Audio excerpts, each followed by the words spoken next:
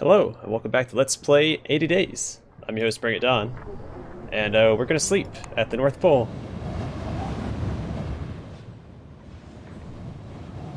This, then, is the North Pole. It is a city with streets of carved ice, filled with a mixture of Arctic peoples. Too many colors and creeds to count. Never before had I seen a place that disregarded the national so completely, as though here in the north the distinction of longitude truly did not, in fact, exist. We disembarked on a hobbling procession led by Monsieur Juho. People watched us as we passed, suspicion and fear in their faces.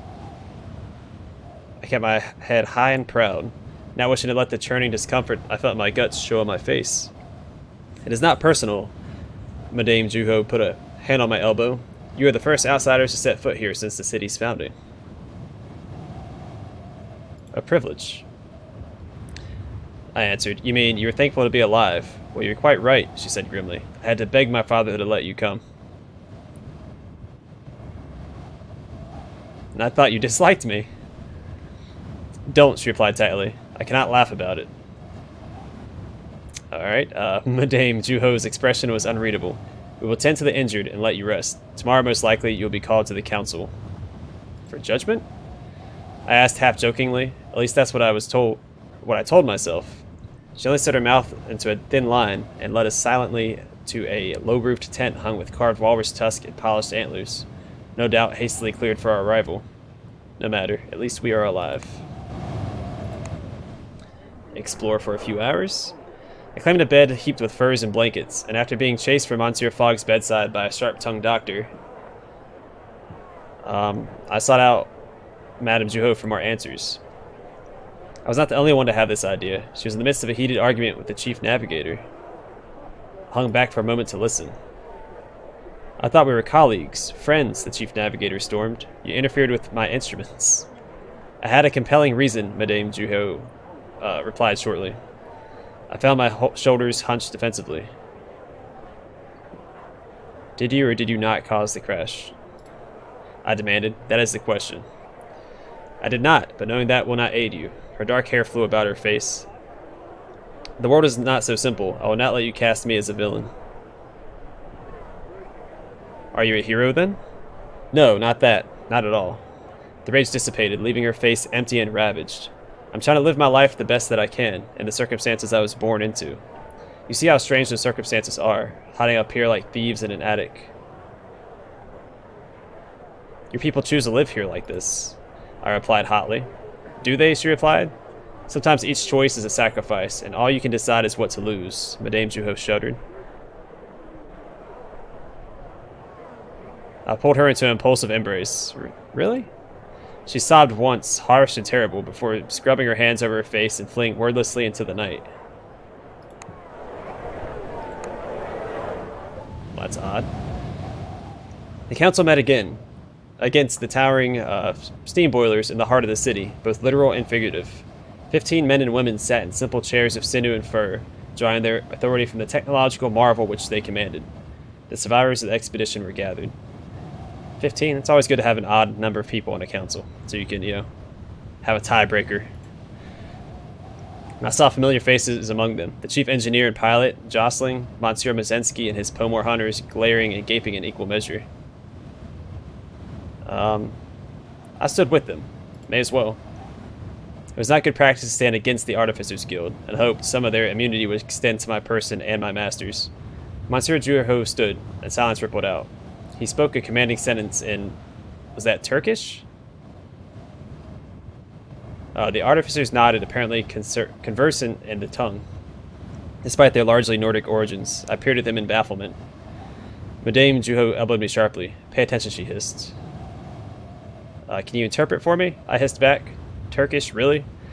Madame Juho translated the counselor's words. Kazituk was founded for one purpose, for the circumpolar peoples to learn and develop the technologies of steam and oil and automata, to make them our own, before they destroy our homes, our culture, our way of life. A grand plan, I murmured admiringly. A clever plan. We've seen what has happened to the Native Americans, to the First Peoples, to the Kazakhs, and the Buryats. Madame Juho's face was still as carved stone, and it was clear she spoke her own words rather than the councillor's. We will not let that happen to us. The council erupted an argument, stealing whatever response I thought to give. What are they arguing about? I demanded. The council wants to stay isolated and keep all of you prisoner. Madame Juho cast me a look of pinched sympathy. The shamans are voting with them for a change. But the progressives recently discovered more oil and natural gas in the Barents Sea and are petitioning for the right to hire outside drilling expertise, so they're voting against isolation. And the international unionists have been looking for an excuse to start throwing their weight around. International unionists? I asked faintly.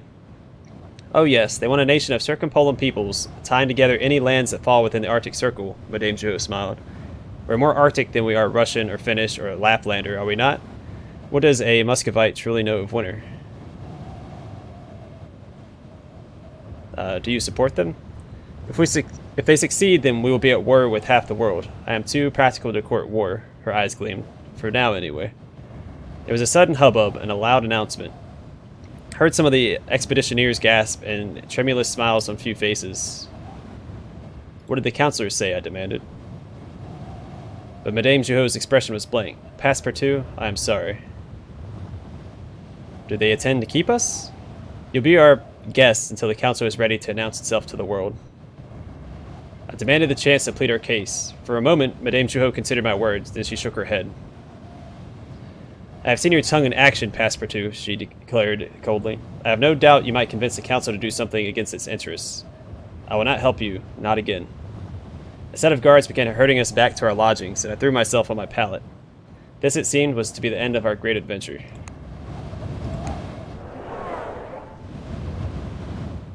I awoke in the semi-dark to find my master shaking my shoulder.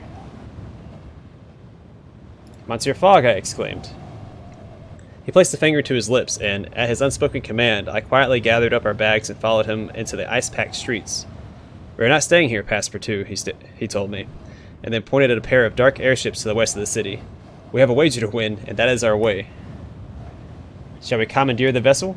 I gave him a somewhat bloodthirsty grin. We'll remain hidden till we are away from Cassituk. And then, he paused delicately, adjust our plans to emergent circumstances. Ah, I said sagely. Indeed, master. Quite so, he replied readily enough. Which airship should we aim for? I scrutinized them both. There was nothing to tell them apart. When in doubt, go on the left, I guess. The one on the left, I said, and felt immeasurably better for having made a decision, however arbitrary. Well then, said Monsieur Fogg, let us depart. Where am I going?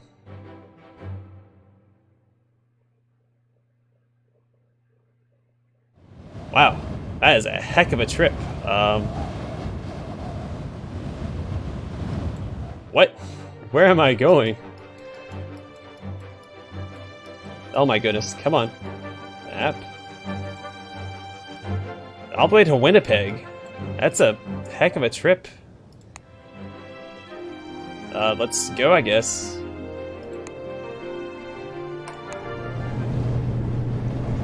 The Net's airship. Monsieur Fogg and I devised a simple plan to sneak aboard the airship. We pulled our fur hoods down and joined the massive crew as they scurried aboard. Once inside, I found us both a warm, if cramped, hiding place near the boiler rooms. I breathed a sigh of relief as we felt the airship loose its tethers and take to the skies, traveling once more. Let's converse. Money. We have enough for the moment, I believe. I know that Chicago can be reached from Winnipeg during the Winnipeg and Duluth, aboard the Winnipeg and Duluth Railroad. Okay.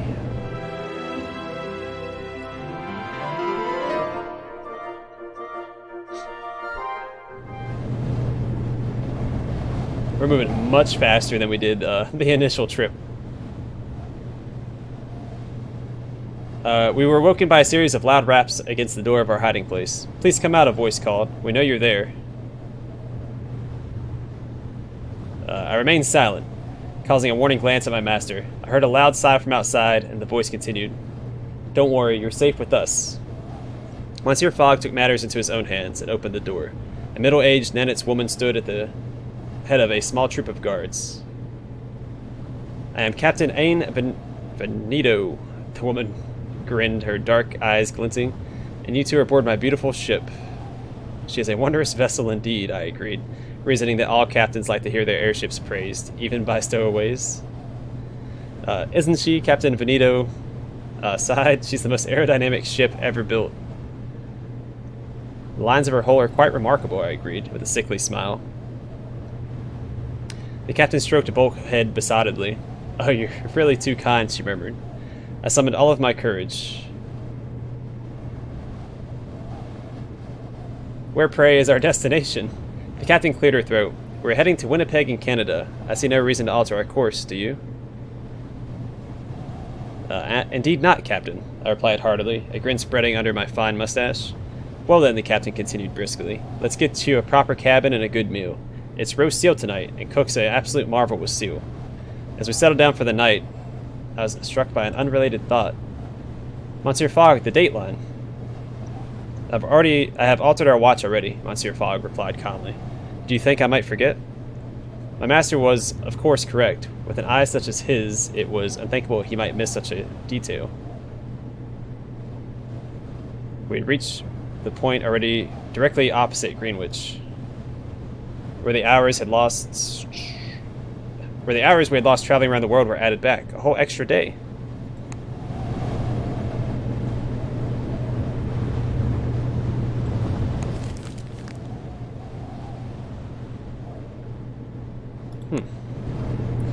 I think these news captions or news headlines are things we could experience if we took different routes.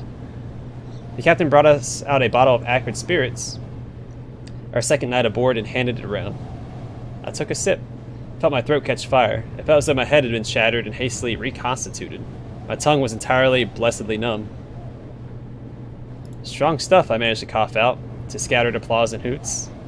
So, I asked the captain, after the atmosphere was loosened a little by drink and camaraderie, why are you helping us escape? Is that what we're doing? The captain raised her eyebrows. I believe that the council should move openly, but they are too cautious, too afraid. They'll try to keep our city a secret forever. Is that a bad thing? I asked. Surely there is risk in being revealed. What is the point of all our unity and innovation if all we do is hide? She shot back. Are we truly a nation if our heart is hidden in the ice? A brawl broke out between two of the aircrew, and the captain excused herself to go thump the perpetrators' heads together.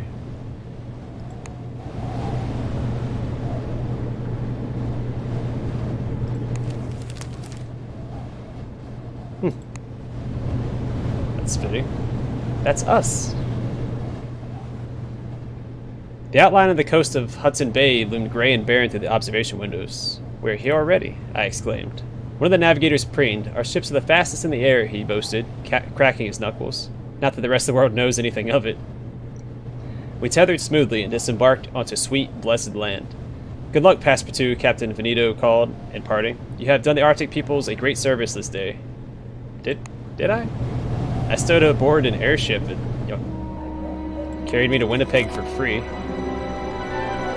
Alright, I'm probably going to need more money, and I think any hope of me going to Istanbul is gone. So if I need to sell anything, I'm going to keep that over there. Oops, didn't mean to do all that. I guess we'll stay in the hotel for now. It all began when my master and I turned a street corner in Winnipeg and found ourselves directly in the path of a galloping horse with no rider to control it. I prepared to grab the reins as it passed. No doubt the horse had merely been frightened and would respond to a calming touch. As the stallion drew closer, I could see its eyes rolling wildly, lips pulled back to display yellowing teeth and foam dripping from the bridle. I flexed my hands and snatched for the reins, pulling them sharply as the leather cut into my hands. The horse barely even registered the motion. Indeed, it began to drag me down the street. I swung myself onto the horse's back in a move worthy of a Parisian acrobat. The stallion seemed to shudder all over. It had no doubt dispatched its previous rider in some gruesome fashion and was looking to be similarly rid of me. I dug my heels into its sides, trying to get the creature to stop, or at least slow. I swear it sped up in response. I turned a little in the saddle and saw the silhouette of my master growing smaller and smaller in the distance. I had, it appeared, been kidnapped by a horse. Monsieur Fogg would not be pleased. I formulated several apologies over the course of my impromptu ride. The horse wore itself out an hour or so later and consented to let me slide off its back. I was stretching out my stiff muscles in a copse of trees when the ground began to tremble. A cloud of dust appeared on the horizon, slowly resolving itself into a posse of red-coated mounted police. Merde.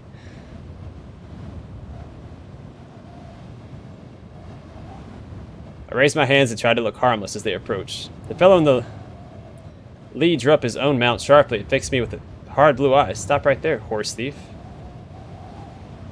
I tried to protest my innocence, but alas, thanks to my horse wrangling, I looked rather more the vagabond than the impeccable valet.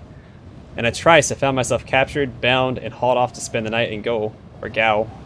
I was released the next day, thanks to Monsieur Fogg's explanation of the circumstances.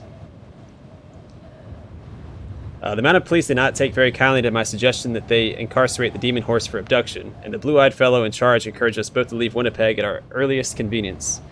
But to give the man his due, he did arrange with the local train companies to make that as easy as possible for us to do. Alright, well, let's depart. I'm not going to stay here. Might head just straight for New York, since my funds are a little low. I wouldn't mind going to Chicago, though, so let's head there.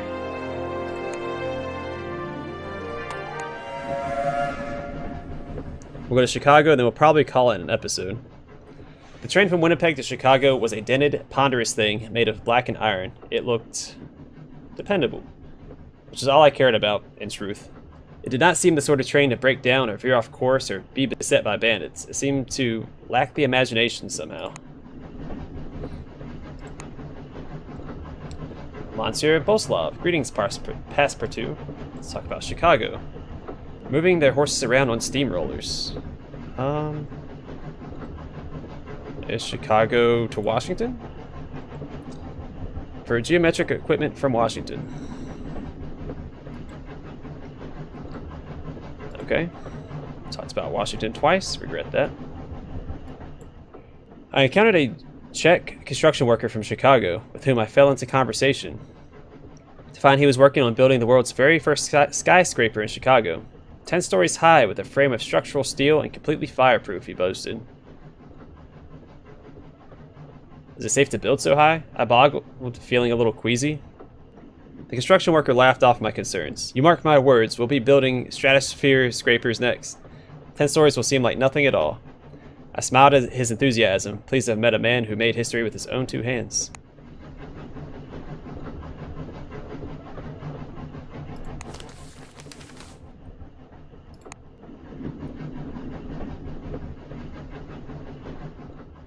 There was some standing about to be done as the line changed from its northern reaches to its southern jaunt. This occurred in the town of Duluth, the far western point of an enormous lake, which I gazed out across as we waited for the couplings to be sorted out. Surely a boat across such an expanse would take us half the way to London.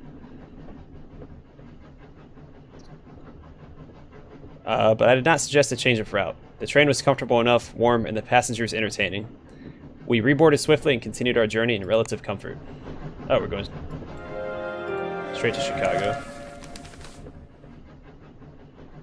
Okay.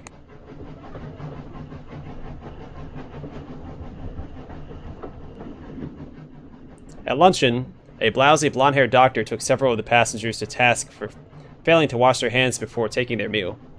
Matters of hygiene are absolutely vital, she admonished. And I added my voice to hers, citing an article I had read about the spread of disease through lack of hand washing. She cast me a quick, approving look and introduced herself as Dr. Lydia Berglund from the Chicago Board of Public Health. Any naysayers quickly fell into line at that pronouncement, and the normal proceedings of luncheon gradually recommenced. Dr. Berglund proved, rather surprisingly, an amiable enough conversationalist. To tell you the truth, Passepartout, she confided, what I really do for the Board of Public Health is design parks.